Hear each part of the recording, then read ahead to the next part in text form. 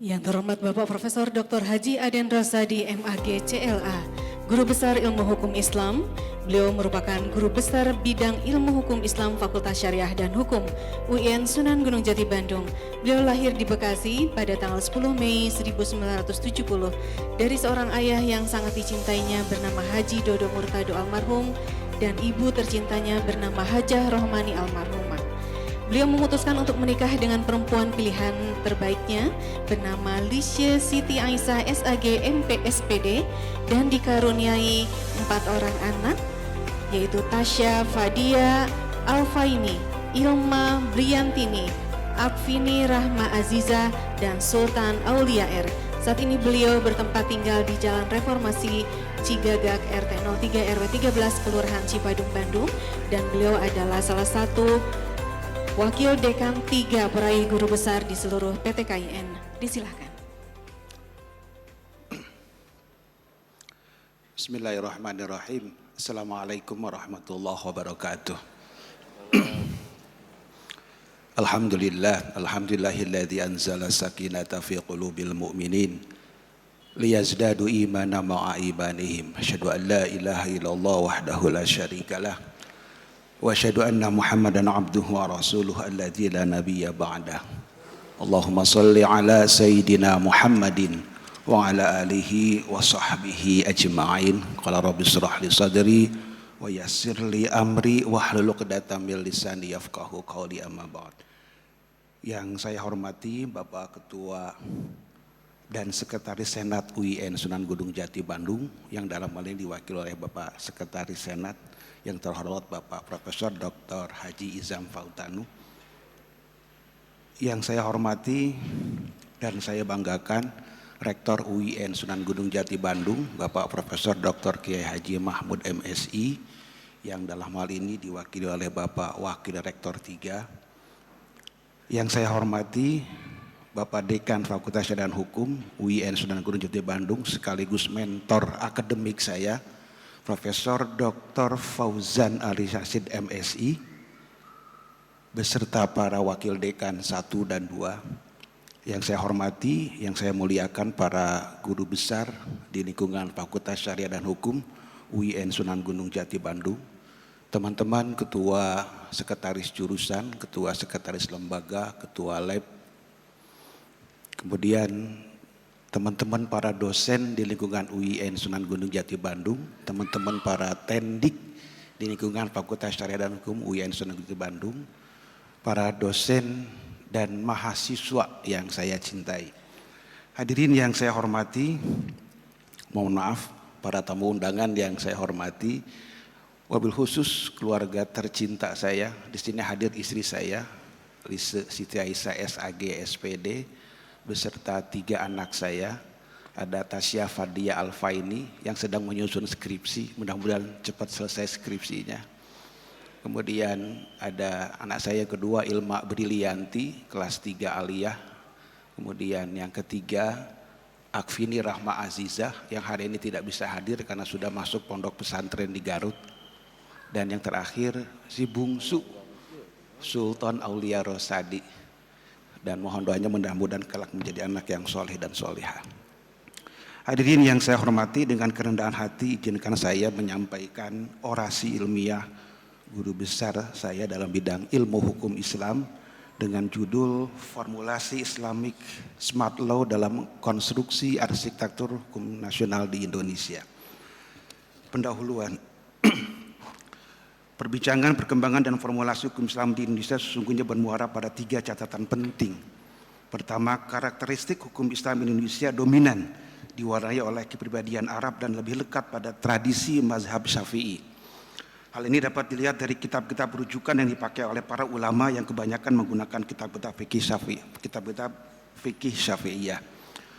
Kedua, dilihat dari aspek substansi, hukum Islam yang dikembangkan di Indonesia tampaknya lebih dititikberatkan pada hukum privat atau hukum keluarga seperti perkawinan, kewarisan, perwakafan yang tercakup dalam kompilasi hukum Islam. Lembaga peradilan agama pun hingga saat ini hanya berwenang menangani perkara perdata terbatas, kendati telah ada penambahan dalam bentuk penyelesaian dalam bidang ekonomi syariah. Ketiga, dilihat dari aspek pemberlakuan, tampaknya ada kecenderungan kuat bahwa hukum Islam diharapkan menjadi bagian dari hukum positif negara sebagai bentuk akomodasi pemerintah terhadap umat Islam. Jika kecenderungan itu dikaitkan dengan masalah efektivitas hukum, tampaknya ada harapan bahwa dengan diangkat menjadi hukum negara, hukum Islam akan memiliki daya ikat yang kuat untuk ditaati oleh masyarakat yang beragama Islam. Yang kedua ada legislasi dan implementasi. Pembangunan hukum nasional di Indonesia juga mencakup legislasi hukum Islam. Pemerintah Indonesia telah mengeluarkan berbagai undang-undang yang mengatur masalah-masalah yang berkaitan dengan kehidupan umat muslim. Salah satu contohnya adalah undang-undang perkawinan yang mengatur tata cara pernikahan dalam Islam, termasuk persyaratan, hak dan kewajiban suami istri, serta penyelesaian sengketa pernikahan. Selain itu terdapat juga undang-undang tentang perlindungan anak yang mengatur perlindungan terhadap anak dalam konteks agama Islam. Undang-undang ini mengatur hak-hak anak, perlindungan terhadap kekerasan dan eksploitasi anak, serta penyelesaian sengketa dan yang melibatkan anak. Pemerintah Indonesia juga telah mendirikan lembaga-lembaga khusus yang bertanggung jawab untuk memperkuat implementasi hukum Islam. Misalnya Majelis Ulama Indonesia adalah lembaga yang berperan dalam memberikan fatwa dan pedoman keagamaan untuk masyarakat muslim. Lembaga ini membantu memastikan bahwa prinsip-prinsip hukum Islam diterapkan dengan benar dan sesuai dengan konteks sosial di Indonesia. Implementasi hukum Islam di Indonesia melibatkan berbagai institusi dan lembaga, baik di tingkat nasional maupun di tingkat lokal. Di tingkat nasional, Mahkamah Agung memiliki peran penting dalam memastikan bahwa hukum Islam diterapkan secara adil dan konsisten. Mahkamah Agung memiliki divisi agama yang khusus menangani kasus-kasus yang berhubungan dengan hukum Islam.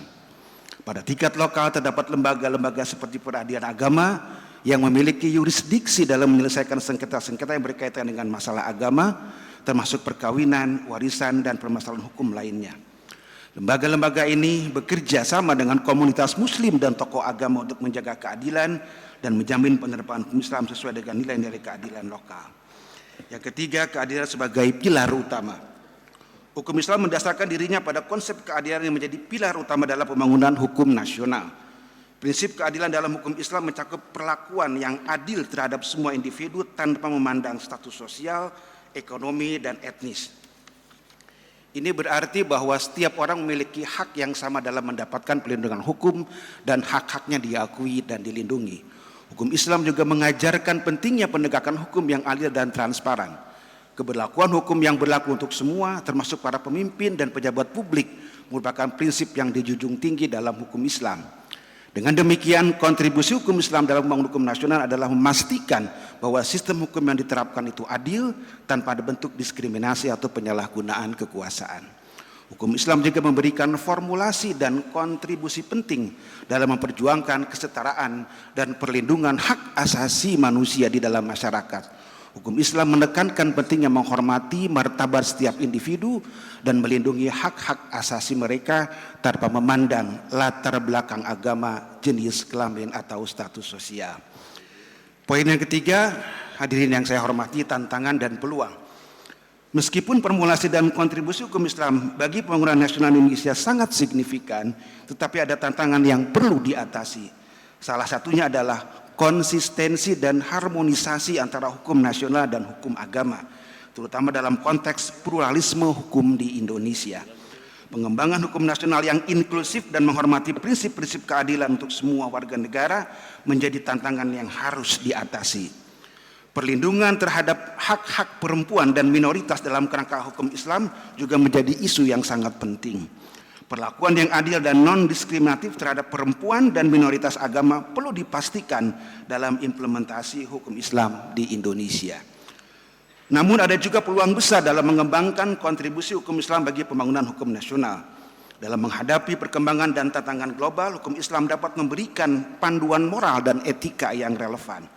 Prinsip-prinsip hukum Islam seperti keadilan, kesetaraan, dan pelindungan terhadap hak asasi manusia dapat menjadi landasan untuk membangun sistem hukum yang lebih inklusif dan berkeadilan di Indonesia.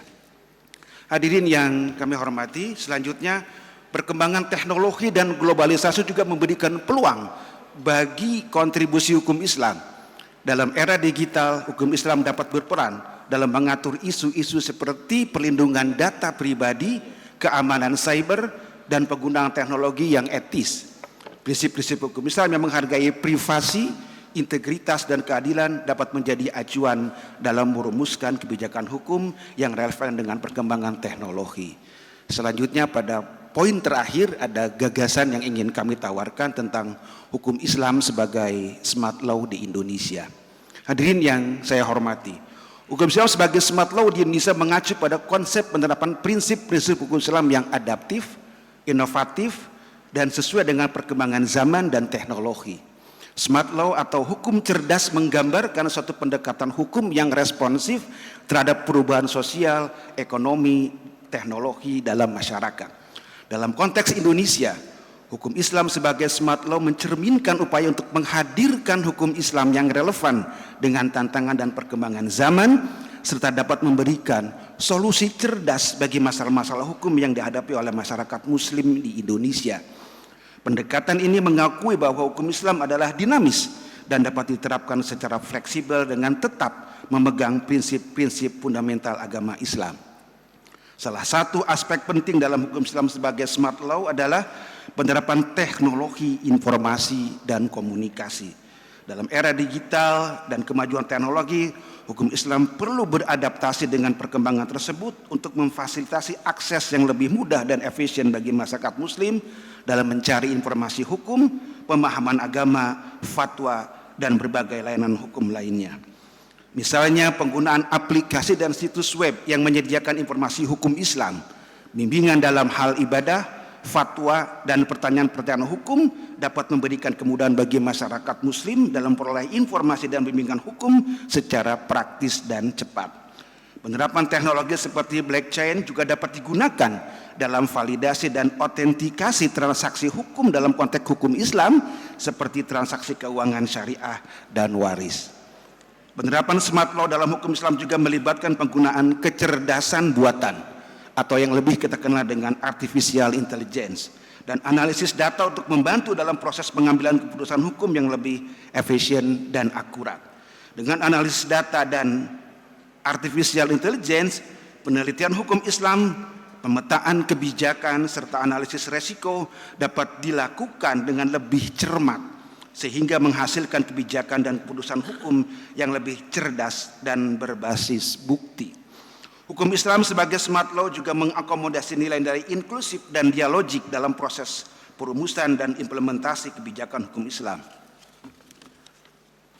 Partisipasi masyarakat Muslim yang beragam seperti ulama, akademisi, praktisi hukum, dan aktivis masyarakat menjadi penting dalam merumuskan hukum Islam yang adaptif, responsif terhadap kebutuhan dan keberagamaan masyarakat Muslim di Indonesia.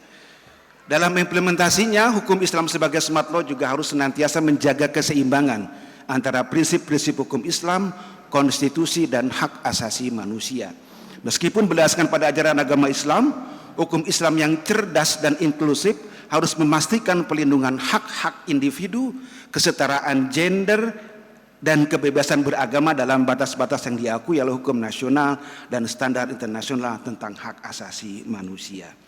Dalam konteks penerapan hukum Islam sebagai smart law di Indonesia, peran lembaga pendidikan, khususnya perguruan tinggi keagamaan, dalam hal ini Fakultas Syariah dan Hukum, sangat penting dan memiliki tanggung jawab untuk menghasilkan lulusan yang memiliki pemahaman mendalam tentang hukum Islam yang adaptif, inklusif, dan berwawasan global.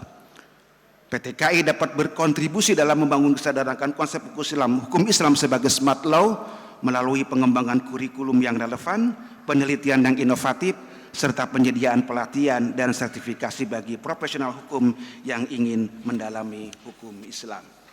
Hadirin yang saya hormati, sebagai penutup, sebagai kesimpulan dari apa yang kami sampaikan, pertama, hukum Islam memiliki formulasi dan kontribusi yang signifikan dalam konstruksi arsitektur pembangunan hukum nasional di Indonesia. Sebagai agama mayoritas di negara ini, nilai-nilai Islam telah membentuk kerangka hukum Islam sejak zaman dahulu. Dalam sejarah, sistem hukum, legislasi, dan implementasi, hukum Islam memainkan peran penting dalam memberikan pedoman moral, prinsip keadilan, dan pelindungan terhadap hak asasi manusia. Namun tantangan dan peluang tetap ada dalam mengembangkan formulasi dan kontribusi hukum Islam. konsistensi dengan hukum nasional, perlindungan terhadap hak-hak perempuan dan minoritas, serta adaptasi dengan perkembangan global dan teknologi menjadi fokus penting dalam memperkuat kontribusi hukum Islam. Keberadaan ilmu hukum Islam sebagai salah satu disiplin ilmu dapat diukur melalui peran dan fungsinya dalam penegakan hukum dan keadilan melalui regulasi dalam suatu negara. Sebagai ilmu, maka keberadaannya pun diharapkan mampu menghadapi tantangan masyarakat, baik secara teoritis maupun secara praktis. Jika hal tersebut dapat dilakukan dan survive, menembus zamannya dan melaju sampai masa kehidupan modern, maka dapat disimpulkan bahwa formulasi, eksistensi, dan fungsi hukum Islam bagi bangunan suatu bangsa menjadi sangat strategis dan signifikan. Hukum Islam sebagai smart law di Indonesia mengacu pada konsep penerapan prinsip-prinsip hukum Islam yang adaptif, inovatif, dan sesuai dengan perkembangan zaman dan teknologi. Smart law atau hukum cerdas menggambarkan suatu pendekatan hukum yang responsif terhadap perubahan sosial, ekonomi, teknologi dalam masyarakat. Hadirin yang kami hormati, sebelum mengakhiri orasi singkat ini, saya ingin menyampaikan rasa syukur, alhamdulillah, kepada Allah Subhanahu wa Ta'ala dengan segala rahmat dan nikmatnya yang dianugerahkan kepada saya atas pencapaian guru besar di Fakultas Syariah dan Hukum UIN Sunan Gunung Jati Bandung. Juga saya ingin menyampaikan ucapan terima kasih dan penghargaan yang setinggi-tingginya kepada semua pihak yang telah berjasa dalam karir akademik saya. Pertama, ucapan terima kasih saya tak bertepi, penghargaan yang tak terbatas saya sampaikan kepada yang amat sangat saya cintai, yang sangat saya muliakan, almarhum orang tua saya, Allahumma yarham Bapak Haji Dodo Murtado, almarhumah Ibu Hajah Rohmani. Keduanya sebagai seorang orang tua yang sangat sejati, yang melahirkan dan membesarkan saya dari tetesan keringat seorang pedagang. Mohon maaf.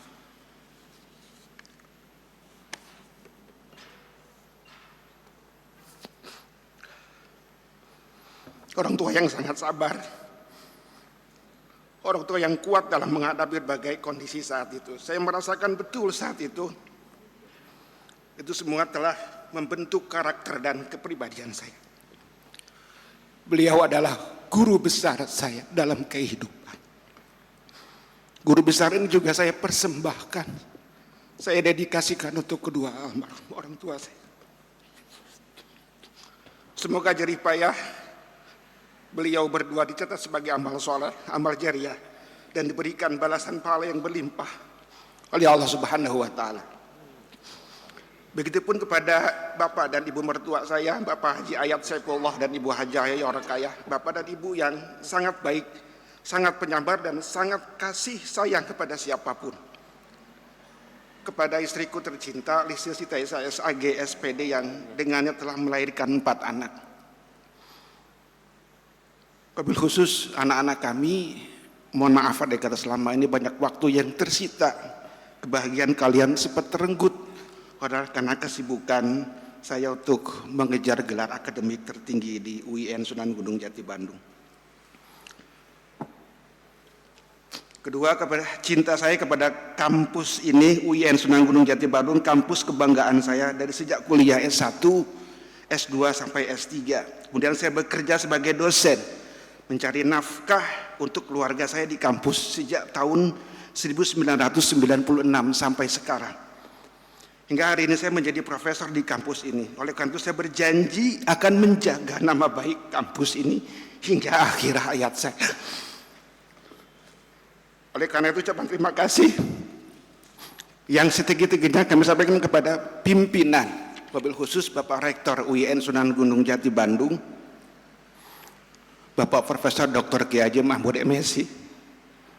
Berikut kepada para wakil rektor, Bapak Dekan, mentor saya di organisasi dan mentor akademik yang terus memberikan motivasi. Atur nuhun.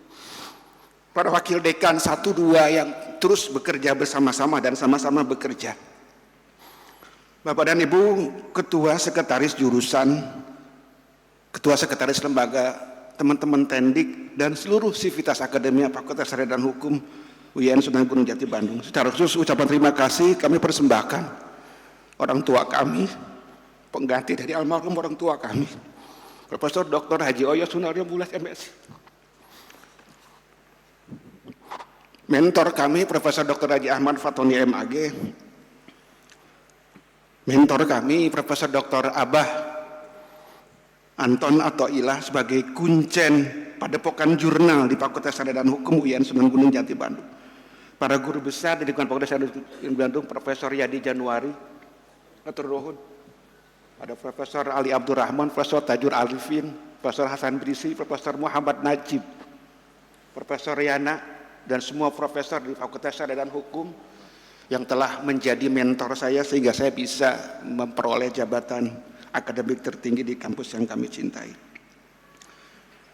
Terima kasih saya persembahkan kepada teman-teman, sahabat, kolega, dan kepada semua yang secara langsung atau tidak langsung berjasa dalam hidup dan karir akademik saya. Saya menyampaikan ucapan terima kasih yang sebesar-besarnya dan penghargaan yang setinggi-tingginya, teriring doa semoga semua amal baiknya terhadap saya mendapatkan balasan terbaik berlimpah di sisi Allah Subhanahu wa taala dan mendapatkan keberkahan. Bil khusus mengakhiri orasi ilmiah, kami mohon kepada Bapak dan Ibu dengan kerendahan hati untuk mengirimkan surah Al-Fatihah. Guru-guru kita yang telah mendahului kita, Profesor Dr. Juhaya S. Praja, Profesor Dr. Haji Hendi Suhendi MSI, Profesor Dr. H.O. Taufikullah, Profesor Haji Acep Jazuli, Profesor Haji Rahmat Jatnika, dan semua termasuk Kiai Haji Abdul Hamid, merupakan guru akademik dan guru spiritual. Guru saya yang masih hidup, Bapak Cik Hasan Bisri, 7 tahun saya menjadi asisten beliau dengan kapur tulis, kemudian dengan spidol. Hatur nuhun Pak Cik. Dan beberapa guru-guru saya yang sempat hadir di ruangan ini yang tidak saya sebutkan satu persatu. Ala hadiniyah walikulun niyatin sholihah walahdan nabi al-fatihah. A'udzu billahi minasyaitonir rajim. Bismillahirrahmanirrahim. Alhamdulillahirabbil alamin. Ar-Rahmanir Rahim. Maliki yaumiddin. Iyyaka na'budu wa iyyaka nasta'in. Ihdinas siratal mustaqim. Siratal ladzina an'amta 'alaihim ghairil maghdubi 'alaihim waladdallin. Rabbighfirli wa liwalidayya. Allahumma ighfir lahum warhamhum wa'afihim wa'fu anhum wa akrim nuzulahum wa wasi' madkhalahum waj'alil jannata mathwahum bi rahmatika ya arhamar rahimin. Terima kasih atas segala perhatian. Mohon maaf atas segala kekurangan. Billahi taufik wal hidayah. Wallahul muwaffiq ila aqwamit thoriq. Ihdinas siratal mustaqim wal afu minkum. Wassalamualaikum warahmatullahi wabarakatuh.